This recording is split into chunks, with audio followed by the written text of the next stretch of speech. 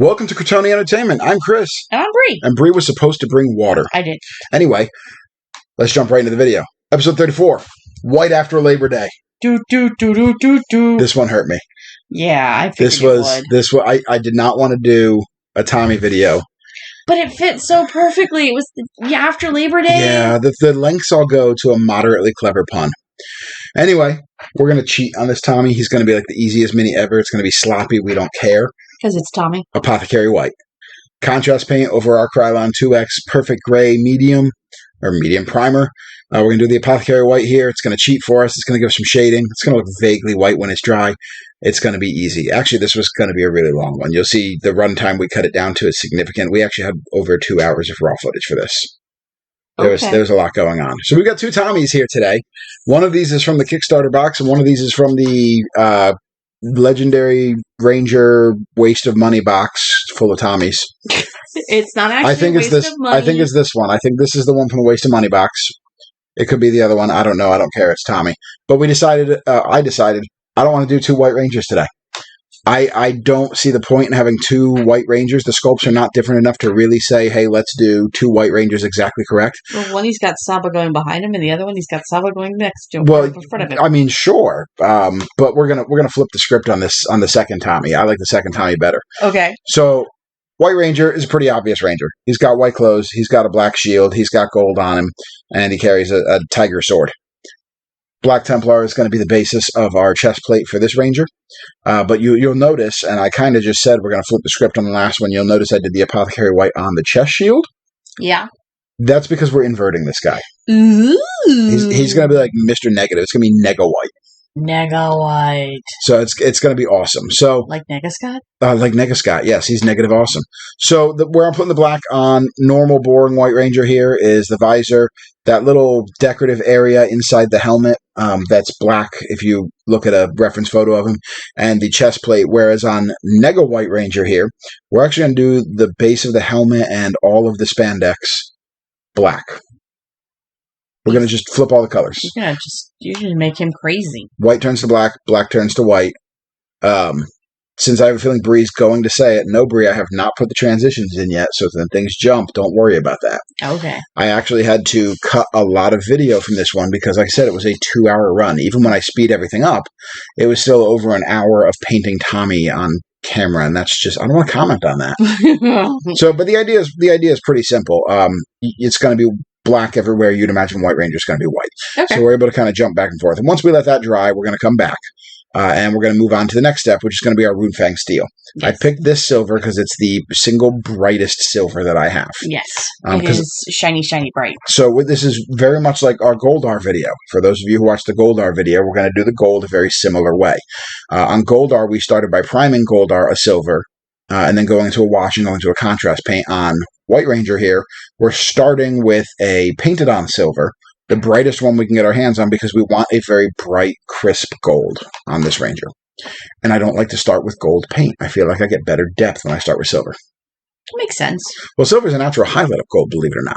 So we just go through and it's a time-consuming process to put silver all on. You see we did it on the chest plate there, and we did it on his little soccer shin guards.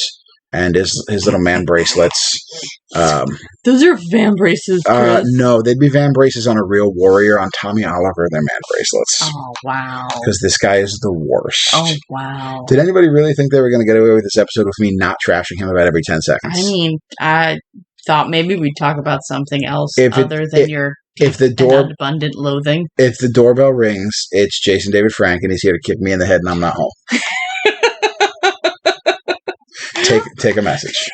All I'd see is you just go flying back, and I'd be like, huh, JDS at the door. Well, he'd have to be able to kick hard for me to go flying back, but he'd still be able to kick me a lot. He'd give you a hiya, and you just...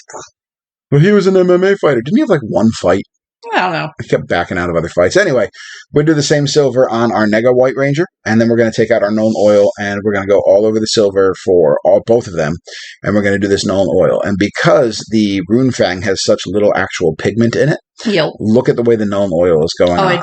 I love doing Nuln Oil over That was hard for you to say. Yes, it was. That was harder than it should have been. But I love doing this color combination. It's so fun for doing armor and stuff like that on fantasy things. Well, this is an obvious one. Nuln Oil over silver is just, it's like a staple. But Nuln Oil over Runefang in particular really brings out the detail underneath.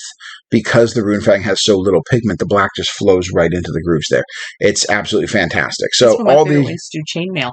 It's super easy to do chainmail. I like love that. Doing it with chainmail. I like that, or dry brushing for chainmail, or this plus dry brushing for chainmail. But it's, I mean, that area that we kind of painted with the Black Templar earlier, the black's dipping into there anyway. We really didn't really need to do that. So we're continuing on. The blade of Saba is actually silver, whereas most of the body of Saba is white with some hints of gold on there. So anyway, that's gold. We painted the silver as well. But you can kind of see the coverage there real quick. And then we're going to do the exact same thing to Nega White. It's the same process, so we're going to kind of just skip over it and kind of show the finished result there. Yeah. So once we've got that, we're going to go to our Nazzdrag Yellow. This is the exact same yellow I used for Goldar. Mm-hmm. There's two main yellow contrast paints. There's the Nazzdrag Yellow and there's the Abaddon Yellow. And I found the Abaddon Yellow does not really make a crisp gold. It makes like a bright yellow. Yeah, it doesn't retain the properties of the silver very well. Mm-mm.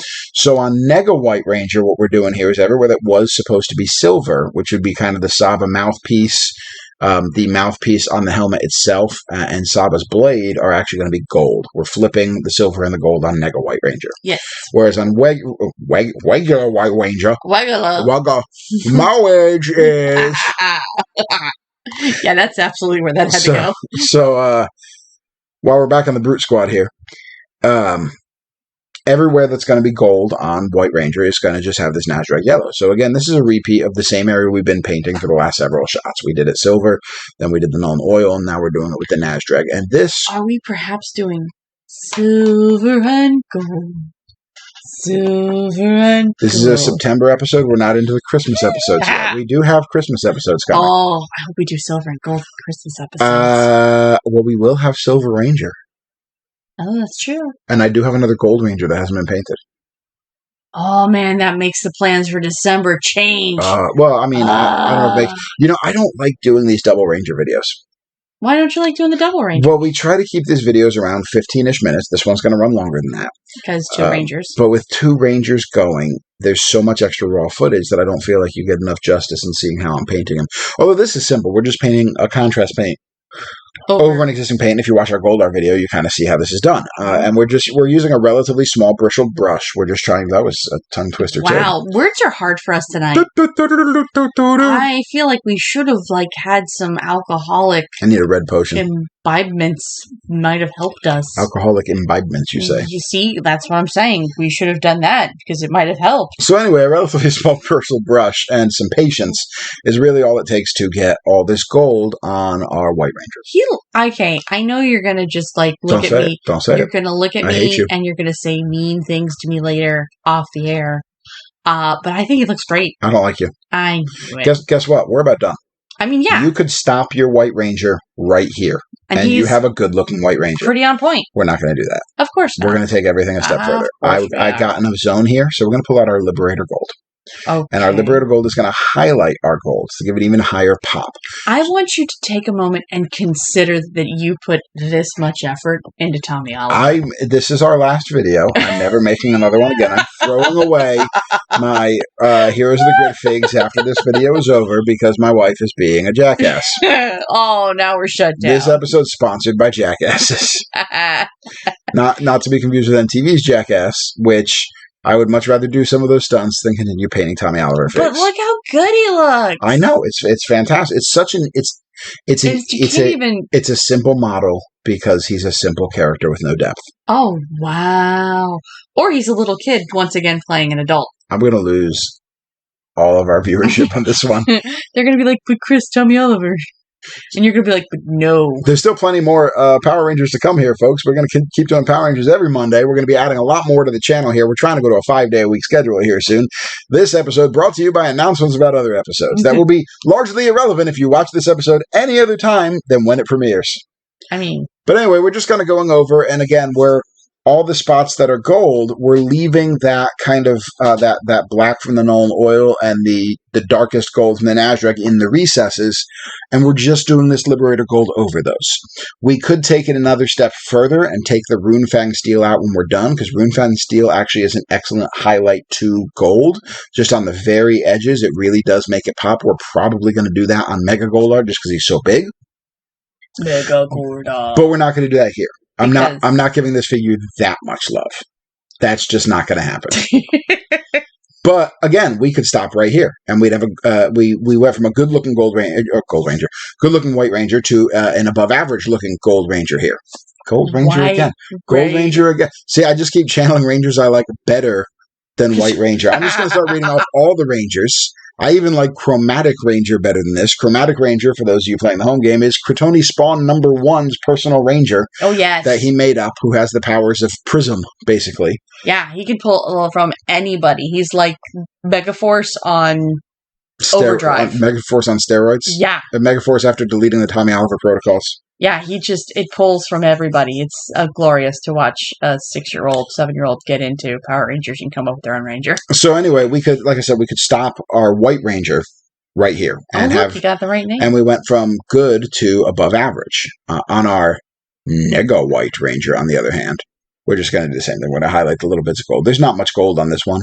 No, because he's Nega. Now, Saba's blade actually does have some cool design on the show. Most of it did not translate over to the sculpt. So yeah, you didn't quite get that cool. But notice we're not doing a flat color, and there'll be a still shot of the Rangers at the end of the video here. But notice that we're not doing just a flat gold on it. We left a little depth in there, kind of right in the middle of the blade, to kind of emulate it. But then we're going to take it another step further. This contrast black is not looking so great. So we're going to ramp it up. We're going to take a little bit of Citadel Dawnstone and a little bit of Citadel Abaddon Black, and we're going to mix them together. And then we're going to look at the color, and we're going to see this is not a color we like, and we're just going to keep mixing it until we get essentially, it's a very, very dark gray is what it's going to end up being. But it's going to be metallic-y gray. No, it's not. There's no metallics in there. So I hope it's not metallic. Is it Dawnstone? Oh, Dawnstone. It's Dawnstone. It's just a standard gray. Just a gray. And we're going to highlight the black. If you have a fresh bottle of Black Templar, you could probably skip this step. But the bottle I was using was almost empty. And something I have found out about contrast paints is even when you shake them every single session, some of that pigment is going to sink to the bottom while the medium floats to the top, even as you shake it. So when you're starting to get low on your contrast paints, they do start to lose some of their contrast qualities. So all we did here is mix up this very, very dark gray. And I'm painting over all the areas we painted black, but I'm leaving the recesses. So behind the knee, the boots actually have some texture sculpted onto them. They have like some kind of Velcro band over them, since Tommy can't figure out how to tie his own shoes. The sole is a separately defined piece.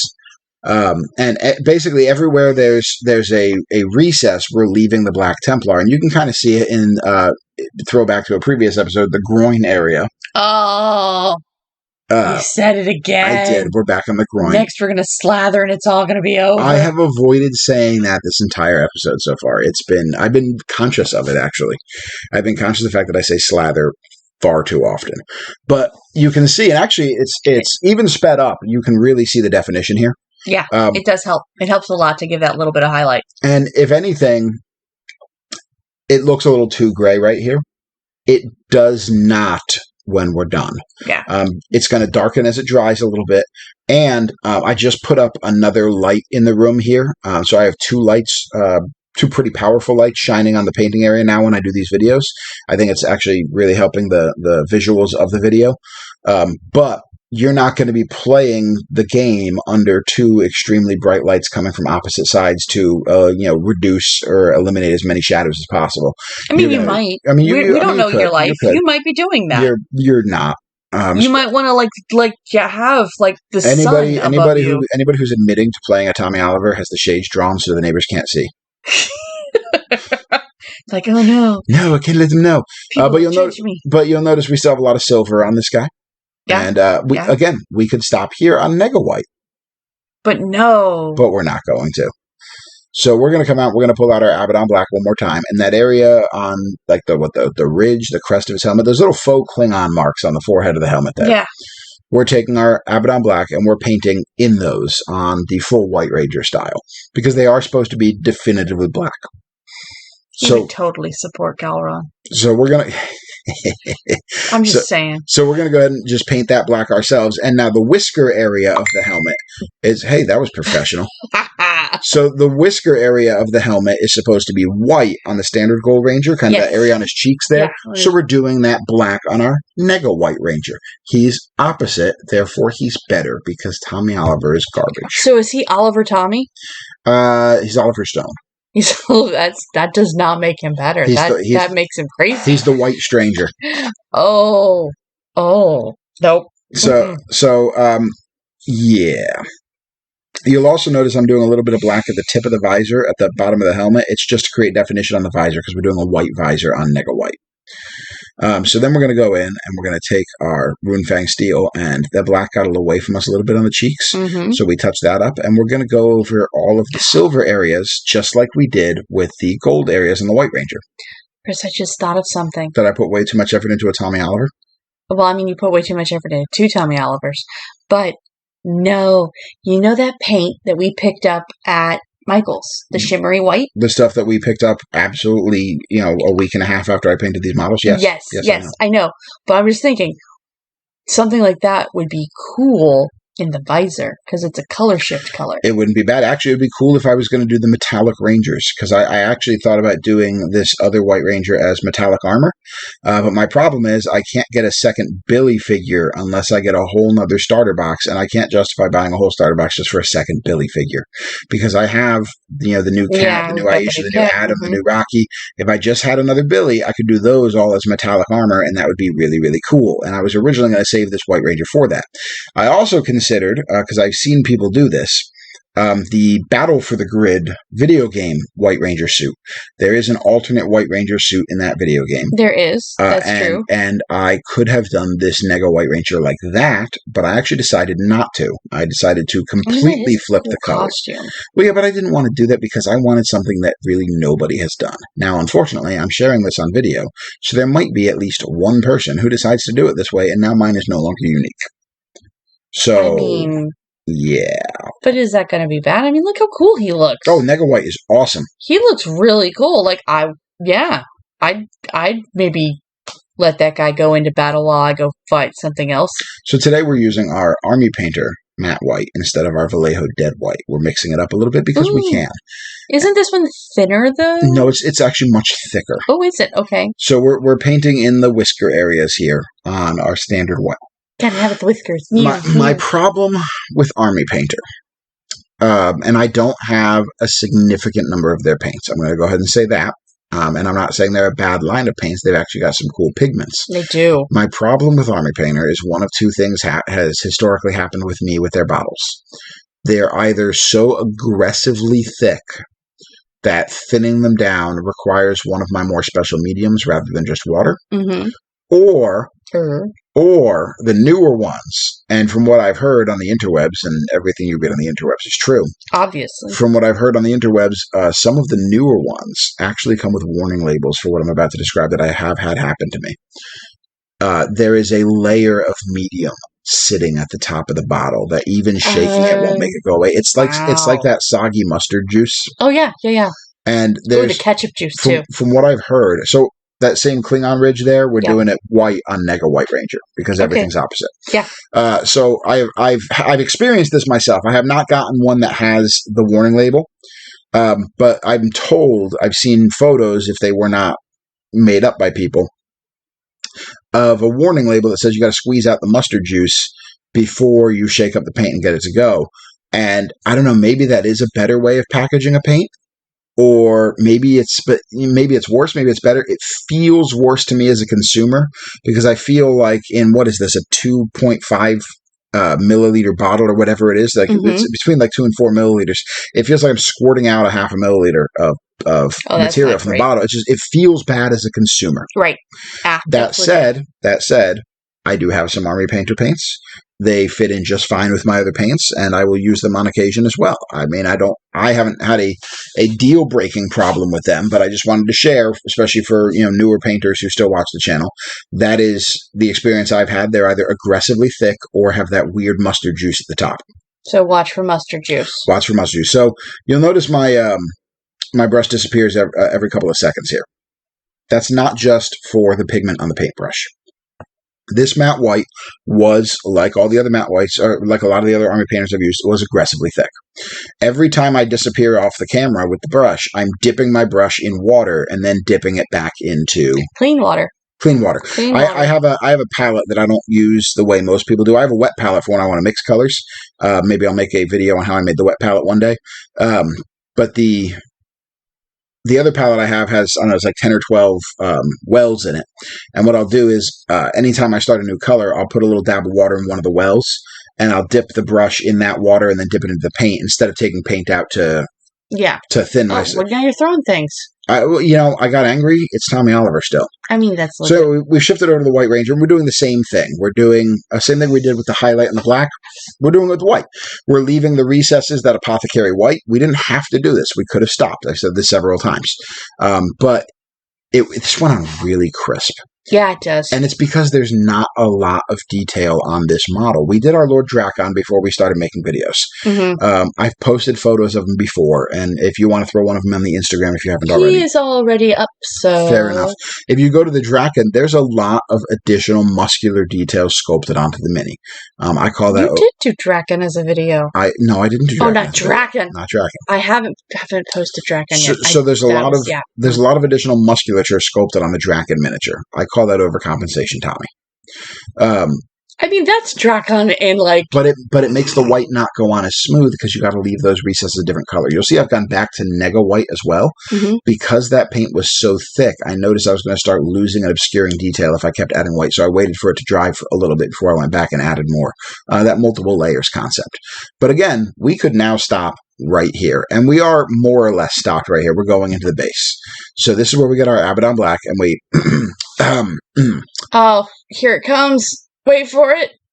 Put it on in large quantities. Oh, you are just hateful. So we've dipped our brush in water, and we dip it on our Abaddon Black, and we start to put it on in large amounts. Say it. And as usual, because we're putting on so much, it looks a little lumpy, but it dries pretty smooth. We're not too worried about it. There are a lot of other things you can do on your bases as well. Bases make a big difference on a lot of minis. I opted not to. There are times I actually regret it. There are times I wish I had done more scenic bases for these, but then there are times that I realize that I just kind of want the focus to be on the Ranger. I don't want the focus to be on the basing. But you've seen this step a million times before, so there's not really much to say about this other than we are say it. Slowly putting... What do you think we're going to say here? You should say that you're slathering on the Abaddon Black. Well, that's a weird word to pick. Slather! That's uncomfortable now. You've made it uncomfortable. So anyway, now we go back to our matte white. Mm-hmm. And we paint the rim white. Because I thought about doing a black rim and a white top for Nega White, but I thought that would be too visually jarring considering the look of all the rest of the minis. Yeah, you would always stand out. So this did take multiple coats because the black seeped over onto the edge of the base, and white doesn't cover black very well. What I could have and should have done if I didn't want multiple coats is I should have painted like a gray or something. Painted it possibly a dark gray and then a light gray. And then done the white. And then done the white is what I should have done. I didn't want to.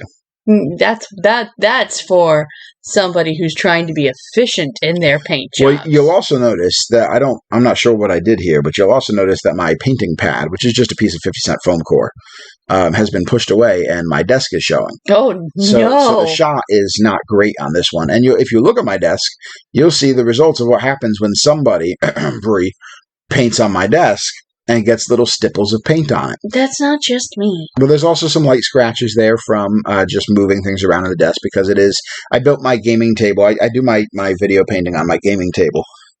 because I have a little more space than at my painting desk. I used to do it at my painting desk when we first started the videos, but I think it's working a lot better here. Yeah. Well, you can get more control and like you can move yourself around more. But the gaming table itself is actually made up of IKEA furniture. It's 2 really long IKEA desktops, and it's three Kallax bookshelves underneath. 2 of them are 2x4s. One of them is a 2x2 that sits on the front edge, so I have a lot of storage underneath. The veneer on that is not particularly strong. Some of the scratches just come from just model bases sliding across that. It is IKEA. What were you? That's fair. It was an inexpensive game table. It's actually been very effective. It's been great. It's been a good game table. I wish it was a little higher sometimes, but it's been good. We could have gotten feetsies for it. But anyway, we are wrapping up our White Ranger. We're going to get a rapid fire of still frames of it at the end. I'm just going to leave those to you to look at. Like and subscribe for more videos like this. Hit the bell button for notifications. Thank you for watching Kratoni Entertainment. We got some great videos lined up for you for the rest of the month, including Bree's birthday video. Thanks for watching. Night, guys.